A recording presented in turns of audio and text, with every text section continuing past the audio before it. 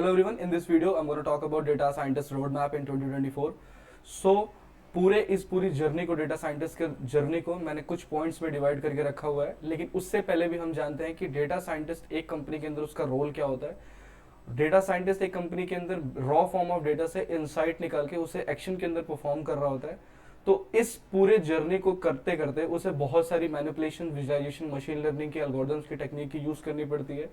तो मैं इस पूरी जर्नी के कुछ पॉइंट्स को मैं आपको बताने जा रहा हूँ, और पहले मैं आपको पॉइंट्स डिक्लेयर करूंगा कि कितने पॉइंट्स हैं हमारे पास, उस पॉइंट्स में क्या क्या पढ़ना है, उसके डिटेल सिलेबस के बारे में हम लोग आगे वीडियो पे बात करेंगे। So please watch the video till the last.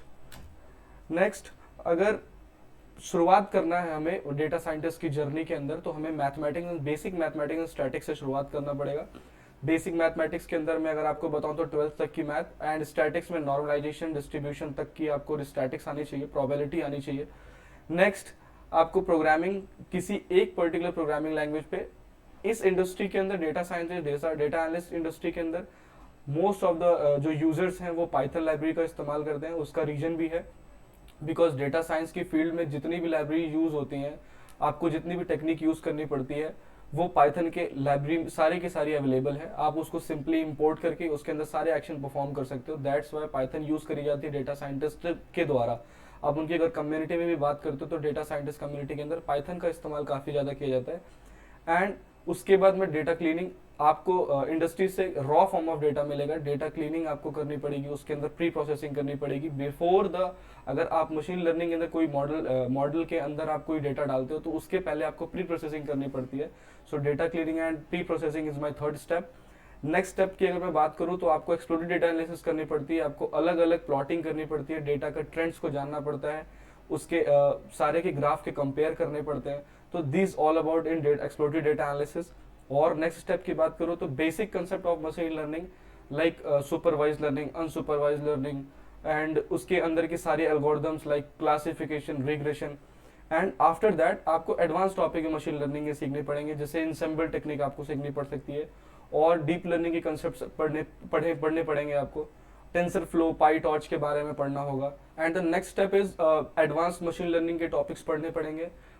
Advance machine learning के टॉपिक्स के बारे में अगर मैं बताऊं तो इंसेंबल टेक्निक्स पढ़नी पड़ सकती है आपको, एनएलपी के कंसेप्ट पढ़ने पड़ सकते हैं, नेचुरल लैंग्वेज प्रोसेसिंग के, एंड डीप लर्निंग के concept, what is neural network like this. And the seventh step is my big data के टूल्स के बारे में भी आपको जानना पड़ता है। लेट सपोज कि अगर आपकी कंपनी है वो बिग डेटा पे, लेट सपोज कि गूगल, मैंग फैंग जैसी कंपनी है आपके पास है, तो वो बिग डेटा पे उनका जो सर्वर होता है, उनका डेटा जो होता है वो बिग डेटा के सोर्सेज पे, लेट सपोज कि हडूप पर है, डिस्ट्रीब्यूटेड सिस्टम में उनका एनवायरनमेंट सेटअप होता है, तो उनकी भी टूल्स को, उनकी डेटा को भी एक्सेस करना आपको आना चाहिए। तो उसके लिए बिग डेटा के टूल्स को भी आपको सीखना पड़ सकता है, like Apache, Hadoop, spark and Kafka like type of this tool. And eighth step is model deployment. आपने ये सारी मेहनत करी, लेट सपोज कि आपने मशीन लर्निंग टेक्निक यूज कर ली, सारी चीजें एल्गोरिथम बना लिया, तो उन मॉडल्स को बनाने के बाद आपको डिप्लॉयमेंट भी करना आना चाहिए। And my ninth topic is advance machine learning के कुछ टॉपिक, एडवांस डेटा साइंस के कुछ टॉपिक। डेटा साइंस के एडवांस के मैं बारे में बात करूँ तो टाइम सीरीज एनालिसिस हो सकती है आपके साथ, और एक्सप्लोरेटिव डेटा एनालिसिस के अंदर बहुत सारी टेक्निक्स आप स्टैटिक्स का यूज करके ग्राफ के बीच में बहुत काफी कंपैरिजन कर सकते हो। तो ये एडवांस डेटा साइंस के अंदर आता है। And my tenth step is domain specific knowledge. Let suppose कि you want to focus on, let suppose कि हेल्थ सेक्टर, तो आपको हेल्थ सेक्टर की डोमेन की स्पेसिफिक नॉलेज होनी चाहिए कि उस डोमेन, उस इंडस्ट्री के अंदर किस तरीके से डेटा साइंटिस्ट काम करते हैं। आप उनकी कम्युनिटी को ज्वाइन कर सकते हैं। तो इस तरीके से आप स्पेसिफिक, लेट सपोज कि फाइनेंशियल सेक्टर में आप काम करते हैं, तो स्टॉक के प्राइजेस के बारे में, बेसिक कंसेप्ट के बारे में आपको पता होना चाहिए जिस स्पेसिफिक डोमेन में आप जा रहे हो। And my last step is very important, because अगर आपने डेटा साइंस बहुत अच्छे से सीखी है, बहुत अच्छे प्रोजेक्ट बनाए हैं, बट आप प्रोजेक्ट को आप एक्सप्रेस नहीं कर पाते हो इंटरव्यूअर के सामने, आप उसको कोलैबोरेट नहीं कर पाते हो। लेट सपोज कि अगर आपसे बोला जाए कि प्रोजेक्ट को आप एक्सप्लेन करो, तो आप एक्सप्लेन नहीं कर सकते। आप कैसे करोगे? आपको कम्युनिकेशन स्किल पे भी ध्यान देना पड़ेगा एंड सॉफ्ट स्किल पे भी ध्यान देना पड़ेगा। And learning public is method is very important in this current world, because there are many data scientist जो एक्चुअल में सीख रहे हैं, बट वो इम्प्लीमेंट नहीं करते कि लर्न इन पब्लिक में अपने प्रोजेक्ट को कैसे शो ऑफ करो। Show off in the sense, आजकल शो ऑफ का जमाना है। आप अपने प्रोजेक्ट को, जो भी प्रोजेक्ट, आप छोटा मोटा प्रोजेक्ट, जो भी प्रोजेक्ट बनाते हो, आप उस प्रोजेक्ट को एकदम डॉक्यूमेंटेशन के साथ आप गिटहब पे अपलोड कर सकते हो, आप लिंक्डइन पे अपलोड कर सकते हो, लिंक्डइन पे अपने प्रोजेक्ट के बारे में डिटेल शेयर कर सकते हो कि मैं करंटली इस वर्क प्रोजेक्ट पे काम कर रहा हूँ। सो इस जितनी भी स्टेप्स है आप इसको अगर प्रॉपरली फॉलो करते हो, प्रॉपरली फॉलो करते हैं आप 6 मंथ, अब 4 घंटे का टाइम अगर देते हैं तो आप you will be become data scientist in 6 months. और इस पॉइंट्स के सारे डिटेल सिलेबस के बारे में अगर मैं आपसे आगे बात करूं कि मैथमेटिक्स में रियल में पढ़ना क्या क्या है आपको, डेटा क्लीनिंग प्रोसेसिंग में क्या क्या पढ़ना, कौन सी लाइब्रेरीज पढ़नी है आपको, तो उसके बारे में बात करते हैं आगे। So first mathematics and static foundation, उसके अंदर आपको क्या पढ़ना है, लीनियर अलजेब्रा। पहले आप लीनियर अलजेब्रा से स्टार्ट करोगे, उसके अंदर मैट्रिक्स ऑपरेशंस, प्रोडक्ट उसका देखना है आपको, एडिशन सब्स्टिट्यूशन देखना है, डिवीजन देखना है मैट्रिक्स के बीच में, and eigen value and eigen vector पढ़ाए जाते हैं आपको। बीटेक अगर आपने कर रखा हो तो फर्स्ट सेमेस्टर में eigen value and eigen vector पढ़ाए जाते हैं। अगर लेट्स सपोज कि you are not from BTech background then you can learn by self your own. And linear algebra के बाद मैथ्स के अंदर आपको क्या पढ़ना पड़ सकता है, कैलकुलस। कैलकुलस के अंदर लेट्स सपोज डिफरेंशिएशन में बोलूँ और इंटीग्रेशन बोलूँ, पार्शियल डिफरेंशियल इक्वेशन बोल सकता हूँ, बिकॉज ये मशीन लर्निंग में कहीं ना कहीं यूज हो रहा होता है डेटा साइंस की फील्ड में। अगर आप न्यूमेरिक चीजों से भागते हो तो आपके लिए ये फील्ड नहीं भी है। मैं ये बोलूंगा कि डेटा साइंटिस्ट की फील्ड मैथमेटिक्स की पूरी फील्ड है। आपको 80% मैथमेटिक्स का यूज करना पड़ेगा, बाकी 20% अदर इज विजुअलाइजेशन, क्लीनिंग, ये सब 20% है। 80% आपको यूज मैथमेटिक्स का यूज करना पड़ेगा। सो आपको मैथमेटिक्स पे काफी ध्यान देना होगा।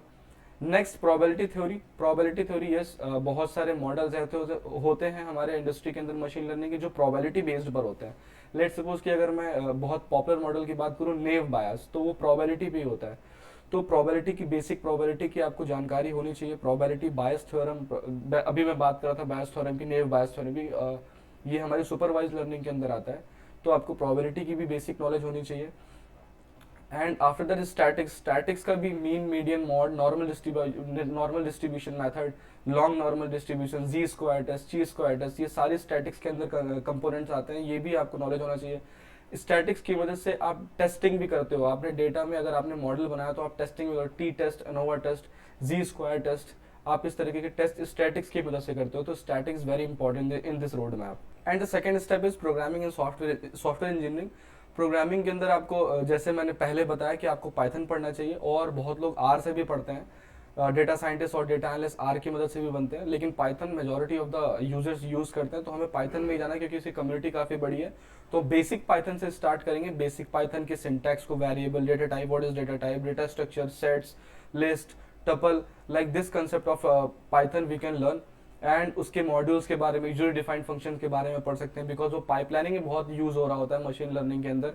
And after that data manipulation libraries. Late suppose कि अगर आपको क्लीनिंग करनी है तो पाइथन की लाइब्रेरीज है पांडास, तो आप पांडास को पढ़ सकते हैं।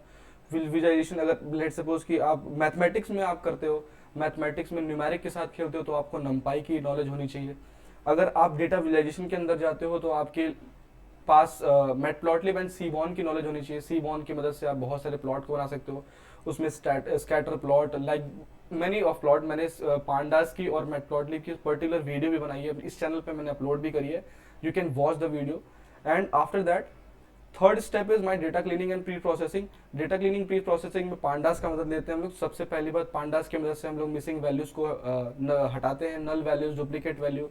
मिसिंग वैल्यूज को लेट सपोज टैकल करना है तो आप पांडास की मदद से कर सकते हो। आप ये काम एक्सेल पे भी कर सकते हो, ये काम आप पावर बीआई पे भी कर सकते हो। But if you are working as a data scientist, आपको मोस्ट ऑफ द केसेस में क्या करना पड़ेगा, आपको मॉडल सारे के सारे आपको प्रोग्रामिंग लैंग्वेज के अंदर करने पड़ते हैं। तो आपके लिए उस केस में पांडास को सीखना काफी इसेंशियल हो जाता है। एंड रिमूविंग डुप्लीकेट्स, आपको डुप्लीकेट्स अगर लेट सपोज कि आपके डेटा सेट्स के अंदर बहुत सारे हैं तो आपको रिमूव डुप्लीकेट्स करना पड़ सकता है। ये भी आप पांडास की मदद से ही करते हो, पांडास लाइब्रेरी की मदद से करते हो, जो कि पाइथन में अवेलेबल है। Next step is data normalization and scaling. ये सारी की सारी चीजें कहाँ पर आती है, data cleaning and pre processing में आती है। आपको मशीन लर्निंग के अंदर डेटा डालने से पहले आपको प्री प्रोसेस करना पड़ता है, उसके अंदर आपको स्केलिंग करनी पड़ती है। मिन मैक्स स्केलर लगा सकते हैं आप। लेट सपोज कि if your data in categorical form yes no के फॉर्मेट में है, मेल फीमेल के फॉर्मेट में है, तो आपको उसके अंदर लेबल इनकोडिंग की मदद करनी पड़ सकती है। तो ये सब प्री प्रोसेसिंग के अंतर्गत आता है। तो आप data cleaning and pre processing को भी इंक्लूड करें इस data science road map career के अंदर। Next feature engineering, let suppose कि you have huge amount of data, let suppose कि you have 20 columns in your data sets. So सारे के सारे आप मॉडल, सारे के सारे कॉलम को आप मशीन लर्निंग मॉडल के अंदर नहीं डालते, आप उसके अंदर फीचर इंजीनियरिंग करते हैं। फीचर इंजीनियरिंग कौन कौन से कॉलम वेरी इज इंपॉर्टेंट, आप उसके अंदर कोरिलेशन फैक्टर चेक करते हो कि कौन से रियल में इंपॉर्टेंट है, कौन से इंपॉर्टेंट नहीं है फील्ड हमारे लिए। तो उस केस में आप फीचर इंजीनियरिंग की मदद से पर्टिकुलर कॉलम को उठाकर आप मॉडल तैयार कर सकते हो। तो feature engineering very very important. Next step is my explorative data analysis. Data analysis का थोड़ा सा हाई वर्जन है एक्सप्लोरेटिव डेटा एनालिसिस। इसके अंदर आप क्या कर सकते हो, स्टैटिकल मेथड से आप अपने डेटा को क्लीन करते हो। नॉर्मलाइजेशन मेथड, लेट सपोज कि अगर मैं नॉर्मल डिस्ट्रीब्यूशन के बारे में बात करूं, तो आपका अगर डेटा नॉर्मल डिस्ट्रीब्यूशन को फॉलो करता है तो 99% के अंदर -3 डिवीजन से लेकर 3 डिवीजन के बीच में आपका 99% डेटा रिलाई करता है, तो आप वहां से आउटलायर को रिमूव कर सकते हो। तो ये भी एक्सप्लोरेटिव डेटा एनालिसिस के अंदर आता है with the help of visualization. तो with the help of histogram you can remove the outliers. And next is data visualization technique. Data visualization technique के अंदर स्कैटर प्लॉट, मैटप्लॉटलिब के अंदर ये सारी लाइब्रेरी अवेलेबल है। मैटप्लॉटलिब तो खुद एक लाइब्रेरी है, उसके अंदर ये सारे प्लॉट अवेलेबल है, scatter plot, linear plot, pair plot, heat map, correlation matrix, ये सारे के सारे आपको मैटप्लॉटलिब एंड सीबॉर्न की मदद से आप वेरी इजीली एक्सेस कर सकते हो। लेकिन इस बिहाइंड द सीन आपको ये प्लॉट समझने पड़ेंगे कि इन प्लॉट्स का इस्तेमाल हम लोग क्यों करते हैं, वो हम लोग सिलेबस में पढ़ रहे होते हैं। लेकिन मैं आपको ये सिलेबस बता रहा हूँ, ये टॉपिक्स बता रहा हूँ कि आप ये टॉपिक्स पढ़ सकते हैं, लेकिन मैं ये नहीं बता पाऊंगा आपको। क्यों नहीं बता पाऊंगा? क्योंकि वो पूरी क्लास के अंदर बताया जाता है कि ये particular plot particular heat map क्यों यूज किया जाता है। वो सारा का सारा वो क्लास में बताया जाता है। आप जब कोर्स करते हो या आप खुद से रिसर्च करके पढ़ते हो तो आप तब उस टाइम वो जानते हो। लेकिन मैं आपको सारे के सारे डिटेल टॉपिक बता रहा हूँ कि आप उसकी मदद से कैसे पढ़कर या इंटरनेट से सर्च करके या कोर्स में, अगर let suppose you are purchasing a course, you can demand for that topic. Next, आपको आइडेंटिफाई पैटर्न्स एंड ट्रेंड्स के बारे में जानना है कि लेट सपोज कि अगर आपका डेटा लीनियर फॉर्मेट में है तो आप फोरकास्टिंग करो। फोरकास्टिंग करके देख सकते हो उसकी ट्रेंड क्या है, आपके डेटा का ट्रेंड क्या चल रहा है। पैटर्न देख सकते हो। पैटर्न देखने के लिए सबसे हीट मैप का बहुत इस्तेमाल करते हैं। पैटर्न देखना है मुझे, एक वैल्यू दूसरे वैल्यू से कैसे रिलेटेड है, उसके पैटर्न को जानना है। तो इस तरह की एक्सप्लोरेटिव डेटा एनालिसिस की जर्नी हमारी चलती है। Next step is my in this process machine learning. Basic concept of machine learning के आपको सीखने पड़ेंगे। तो मशीन लर्निंग के अंदर से मैं पढ़ सकता हूँ शुरुआत में सुपरवाइज लर्निंग के अंदर। सुपरवाइज लर्निंग की बेसिक नॉलेज तो हमें होनी चाहिए कि what is regression, what is classification, regression के अंदर कौन कौन से मॉडल यूज करते हैं हम लोग, कौन से मॉडल कब यूज कर सकते हैं, क्लासिफिकेशन कब यूज करते हैं, रिग्रेशन कब यूज करते हैं। एंड नेक्स्ट अनसुपरवाइज लर्निंग के अंदर हमारे पास कौन कौन से टॉपिक है, क्लस्टरिंग का टॉपिक है, हायरार्किकली क्लस्टरिंग का टॉपिक है, पीसीए टीएसएनई का टॉपिक्स है अनसुपरवाइज लर्निंग के अंदर। तो ये machine learning, basic machine learning के अंदर कम से कम ये तो आपके पास नॉलेज होनी चाहिए। Late suppose you have created model in machine learning, तो आपको कंपेयर करना पड़ता है। आपको एग्जैक्ट नहीं पता होता है कि इस मॉडल के अंदर, इस डेटा सेट के अंदर कौन सा मॉडल हमारा वर्क करेगा, कौन सा नहीं करेगा। तो आप एक एक करके एक मॉडल को देख रहे होते हो, उसकी कंपैरिजन करनी है आपको। मॉडल का comparison model evaluation and selection के अंदर आता है। उसके लिए बहुत सारी टेक्निक है, F1 स्कोर है, जैसा कि आप यहाँ पर देख भी सकते हो, क्रॉस वैलिडेशन टेक्निक्स है। आपको एक एक मॉडल को क्रॉस वैलिडेट करना पड़ता है कि my model is giving right output और नॉट। सो आप नेक्स्ट इस जर्नी के अंदर एडवांस मशीन लर्निंग के टॉपिक्स को कवर कर सकते हो। एडवांस मशीन लर्निंग के topic ensemble method, gradient boost के बारे में बताऊं, बैगिंग ट्रैक्स के बारे में पढ़ सकते हो आप। नेक्स्ट, डीप लर्निंग के कंसेप्ट को जानना पड़ता है। डीप लर्निंग कंसेप्ट के अंदर what is conventional network, what is layering, feature engineering, ये सब चीजें आप पढ़ सकते हो उसके अंदर। ट्रेनिंग डीप लर्निंग मॉडल को आप शुरुआत में अगर आपको डीप लर्निंग के मॉडल के बारे में पढ़ना है तो पाईटॉर्च या टेंसरफ्लो से शुरुआत कर सकते हो। लेकिन इसमें एक नोट ये है कि टेंसरफ्लो या पाईटॉर्च अगर आप बिगनर हो तो आप किसी एक को लेकर आगे बढ़े डीप लर्निंग के कंसेप्ट को समझने के लिए। और आफ्टर दैट आप एनएलपी के बारे में पढ़ सकते हो। एनएलपी, जैसे कि हमारे इंडस्ट्री के अंदर बहुत सारे डेटा साइंटिस्ट है जो सिर्फ एनएलपी पे ही काम करते हैं, नेचुरल लैंग्वेज प्रोसेसिंग, जो कि गूगल असिस्टेंट के अंदर यूज होता है, सीरी के अंदर यूज होता है, चैट जीपीटी भी इसी पर आधारित है। एनएलपी के आधार पर ही ये सब मशीन लर्निंग के मॉडल को क्रिएट किया जाता है। तो आप एक पर्टिकुलर डोमेन, एक एनएलपी जो ट्रिक है, एनएलपी टॉपिक में बोलूँ तो ये पर्टिकुलर एक डोमेन भी डेटा साइंटिस्ट के अंदर एक रोल प्ले करती है। तो आप एनएलपी को बहुत अच्छे से सीख सकते हैं। After that seventh step is my big data tools. अगर लेट सपोज कि आपकी कंपनी बिग डेटा पे काम करती है, उसके जो डेटा है हमारे वो डिस्ट्रीब्यूटेड नेटवर्क के अंदर स्टोर्ड है, तो आप उसके अंदर आपको डेटा लाना पड़ेगा, तो उसके लिए आपको टूल्स की काफ़ी नॉलेज होनी चाहिए। तो what is tools in big data? तो अपाची हेडूप है, इसका फ्रेमवर्क है जो डिस्ट्रीब्यूटेड स्टोरेज फ्रेमवर्क पे काम करता है। एंड अपाचे स्पार्क के बारे में आप देख सकते हो कि लेट सपोज कि अगर आपको रिसोर्सेज से लेके आना है आपको डेटा को, तो आप अपाचे स्पार्क की मदद से लाते हो। अगर आपकी company SQL server Oracle server पे काम करती है तो आपको एसक्यूएल वहाँ पे सीखना पड़ सकता है, या मोंगोडीबी सीखना पड़ सकता है नो एसक्यूएल के लिए। लेकिन अगर बिग डेटा पे काम करती है तो आपको अपाचे के सर्वर अपाचे के टूल सीखने पड़ सकते हैं जो बिग डेटा के टूल्स होते हैं। And third tool is Apache Kafka, ये रियल टाइम स्ट्रीमिंग के लिए यूज किया जाता है। And eighth step is my in journey model deployment and production. Model deployment production is very important because अगर आप डेटा साइंटिस्ट बन गए, आपको टेक्निक सारी यूज करना आ गई और आपने सारे मॉडल बना दिए, आपने कंपैरिजन भी कर दिया क्रॉस वैलिडेशन करके, but you can not deploy the model, तो आप अधूरे रह जाओगे डेटा साइंटिस्ट की जर्नी में। तो आपको मॉडल को डिप्लॉयमेंट भी करना आना चाहिए एंड टू एंड। आपने मशीन लर्निंग के प्रोजेक्ट को बनाया, इतनी मेहनत करी, और आपको सिर्फ डिप्लॉयमेंट करना नहीं अगर आता तो गड़बड़ हो जाएगा। तो उसके लिए आपको डॉकर की नॉलेज होनी चाहिए, डॉकर की नॉलेज होनी चाहिए, और किसी न किसी एक सर्वर की नॉलेज होनी चाहिए। सपोज कि आप AWS पे फैमिलियर, तो आप AWS को सीख सकते हो। एंड अगर आप गूगल क्लाउड पे फ्लुएंट हो तो आप गूगल क्लाउड सीख सकते हो, अमेजॉन का एज्योर माइक्रोसॉफ्ट का एज्योर सीख सकते हो। तो किसी एक सर्वर की आपको नॉलेज होनी चाहिए, so you can deploy your machine learning model. And after that ninth topic is my advance topic data analysis, data science. Data science के अंदर आपको time series analysis, late suppose कि बहुत सारी कंपनी सिर्फ टाइम पे ही काम करती है। टाइम पे अगर मैं काम करने वाली किसी एक पर्टिकुलर डोमेन की बात करूं तो स्टॉक मार्केट की कंपनीज होती हैं, वो उनका minute to minute stock change हो रहा होता है। तो उस केस में अगर उस इंडस्ट्री में आप जाना चाहते हो तो ये एडवांस टॉपिक है डेटा साइंस की। सब इंडस्ट्री नहीं काम करती टाइम सीरीज एनालिसिस पे, लेकिन कुछ कुछ जैसे स्टॉक मैंने अभी आपको एग्जांपल दिया, और फॉरेक्स की भी बहुत सारी कंपनीज जो होंगी जो मेन बैंकिंग सेक्टर पे काम करती होंगी, वो टाइम सीरीज एनालिसिस पे बहुत फोकस करेंगी, तो उसको भी आपको सीखना पड़ सकता है।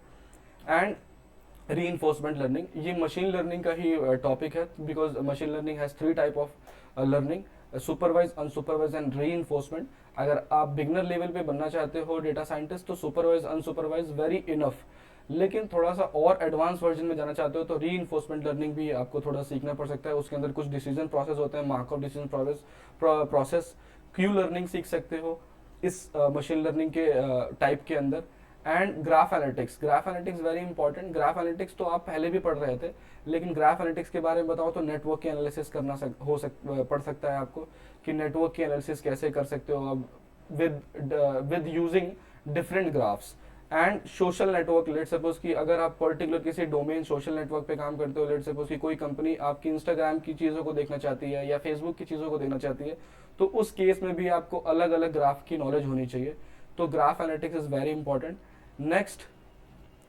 Next point is domain specific knowledge. Domain specific knowledge is very important because data scientist की जॉब अलग अलग सेक्टर में यूज करी जाती है, हेल्थ सेक्टर में यूज करी जाती है, स्टॉक सेक्टर में, फाइनेंशियल सेक्टर में यूज करी जाती है, ई कॉमर्स मार्केटिंग एनालिसिस करी जाती है, ई कॉमर्स सेक्टर में यूज करी जाती है। तो पर्टिकुलर स्पेसिफिक डोमेन नॉलेज भी आपको very compulsory in this road map. तो आप जिस भी सेक्टर में जाना चाहते हो उसकी स्पेसिफिक डोमेन नॉलेज होनी चाहिए। Next very important, because why I am saying, बहुत सारे डेटा साइंटिस्ट इस जर्नी के अंदर शुरुआत तो कर देते हैं, बट वो skill develop, soft skill and communication पे काम नहीं करते। सॉफ्ट स्किल एंड कम्युनिकेशन पे बहुत ध्यान देना पड़ता है। अगर आपने कोई प्रोजेक्ट बनाया तो आप उसको एक्सप्रेस भी कर सको। अगर आप अपने कोई भी इतना बड़ा प्रोजेक्ट बनाया, लेट सपोज कि आपने बहुत सारे मॉडल टेक्निक यूज करी और बहुत एडवांस प्रोजेक्ट बनाया, but you can not express, तो आप कहीं ना कहीं भीड़ में शायद पीछे रह सकते हैं हम लोग। तो communication is very effective in this road map. And after that collaboration, because आप लेट सपोज कि मशीन लर्निंग के मॉडल के अंदर, डेटा साइंस मॉडल के अंदर, डेटा साइंस प्रोजेक्ट के अंदर काम करते हो, तो आपको कहीं ना कहीं कुछ पार्ट पे एडवांस वर्जन पे अगर आप काम कर रहे हो तो आपको टीम से कोलैबोरेट करके काम करना पड़ता है। तो team collaboration is very important. Team player आप होने चाहिए। इंडिविजुअली आप डेटा साइंटिस्ट के फील्ड में आप काम नहीं कर सकते। आप एक किसी कंपनी के अंदर डेटा साइंटिस्ट की एक टीम होती है, तो आपको team collaboration is very important. अगर ओपन सोर्स पे आप काम करते हो तो कैगल के ऊपर बहुत सारे कम्युनिटी बने होते हैं, आप ओपन प्रोजेक्ट पे काम कर सकते हो। गिटहब पे बहुत सारे कम्युनिटी बने होते हैं, उस पर आप काम कर सकते हो। And after that ethical consideration in data science artificial intelligence, आपको एथिकल वे में यूज करनी है सारे डेप्लॉयमेंट को, ये नहीं कि अनएथिकल यूज कर दिया, किसी डेटा को लीक कर दिया हम लोग ने, अगर किसी प्रोजेक्ट पे हम काम कर रहे हैं तो। आफ्टर दैट ये सारी चीजें हो जाने के बाद आप किसी लिंक्डइन पे या गिटहब पे आप अपने प्रोजेक्ट को बना के डिप्लॉय कर सकते हैं। किसी कम्युनिटी को आप ज्वाइन कर सकते हैं जहां पर डेटा साइंटिस्ट की कम्युनिटी हो, वो कैसे काम करते हैं अपनी इंडस्ट्री के अंदर, आप उनसे जान सकते हैं, उनसे बात कर सकते हैं। लिंक्डइन पे बहुत सारे हमारे ऐसे इन्फ्लुएंसर्स हैं जो डेटा साइंटिस्ट को गाइड करते हैं, बहुत सारे इंस्टीट्यूट हैं जो डेटा साइंस का कोर्स प्रोवाइड करती हैं, आप उनसे गाइड ले सकते हैं। आफ्टर दैट अगर आपने ये सारे के सारे प्रोसेस को, इस पूरे प्रोसेस को 6 महीने तक इम्प्लीमेंट किया, ये 6 महीने की जर्नी है, not a 1 month 2 month, 1 month 2 month की जर्नी नहीं है। इस पूरे प्रोसेस को सीखने के लिए कम से कम 6 से आपको 7 महीने लग सकते हैं, और इसको अगर आपने सही से फॉलो किया then you are ready for job, you can get the job. और अगर आपको कोई और क्वेरी है इस वीडियो के बारे में या किसी पर्टिकुलर टॉपिक के बारे में, you can comment on the video, and if you really like this road map of data scientist, so you can like the video and subscribe the channel. Thank you.